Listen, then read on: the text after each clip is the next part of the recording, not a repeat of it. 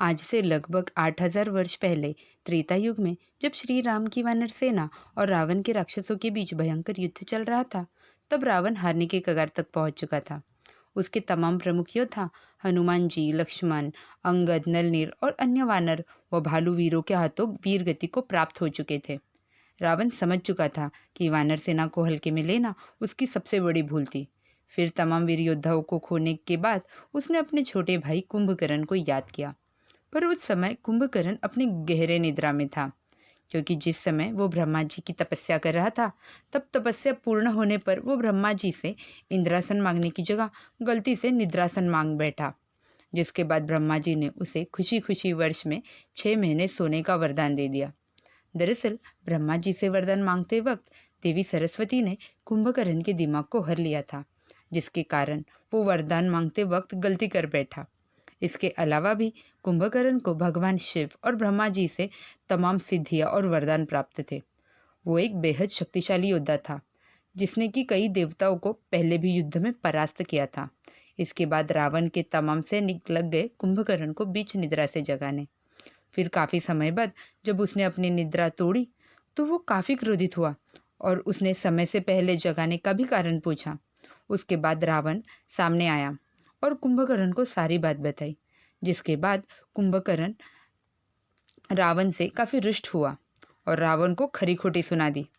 जिसके बाद रावण ने भी कुंभकर्ण को भाई होने की दुहाई दी। जिसके बाद कुंभकर्ण ने भी भाई होने के नाते रावण का साथ देने का निश्चय किया और रणभूमि में कूद पड़ा। फिर इतने बड़े और विशालकाय राक्षस को देख वानरों और भालुओं की सेना में भगदड़ मच गई। कुंभकर्ण को आता देख सभी दुम दबाकर भागने लगे। फिर वानर सेनापति अंगद ने वानर और भालू सेना को काफी तंज कसा और उन्हें रणभूमि से पीठ दिखाकर ना भागने की सलाह दी।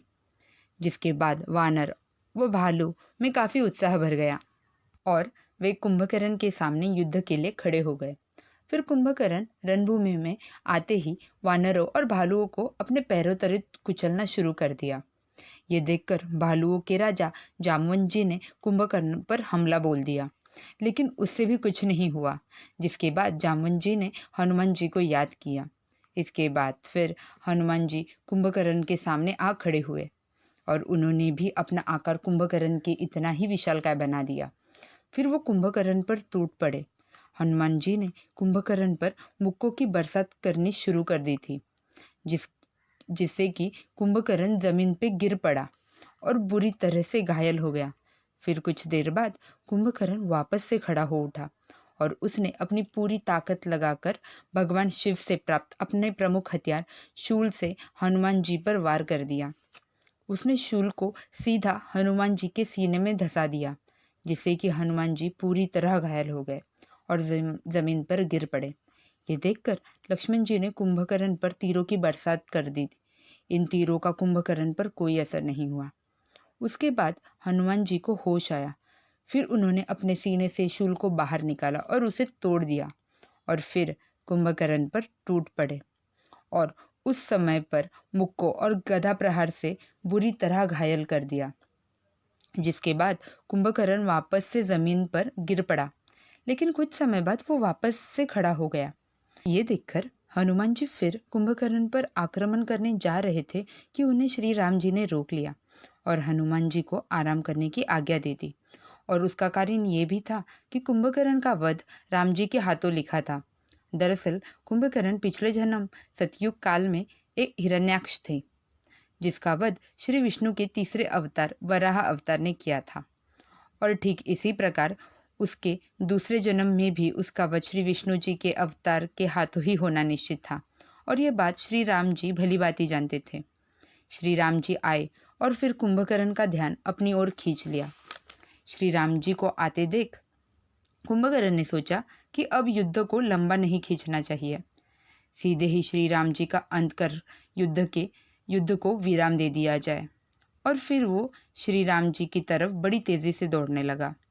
कुंभकर्ण को तेजी से आते देख श्री राम जी ने सबसे पहले तो एक बेहद शक्तिशाली बाण से कुंभकर्ण के ऊपर एक बड़ा प्रहार कर उसे जमीन में पटक दिया। इसके बाद श्री राम जी ने उसे दूसरे शक्तिशाली बाण से उसके कवच को चकनाचूर कर दिया। फिर तीसरी बाण से उसके एक भुजा को उसके शरीर से उखाड़ फेंका, जिसके बाद श्री राम जी ने अपने दो शक्तिशाली बाणों को एक साथ चलाकर कुंभकर्ण के दोनों पैरों को ही उखाड़ फेंका और अंत में कोदंड नामक बेहद शक्तिशाली बाण से श्री राम जी ने कुंभकर्ण का सिर धड़ से उखाड़कर फेंक दिया और इस प्रकार से कुंभकर्ण का अंत हुआ। धन्यवाद।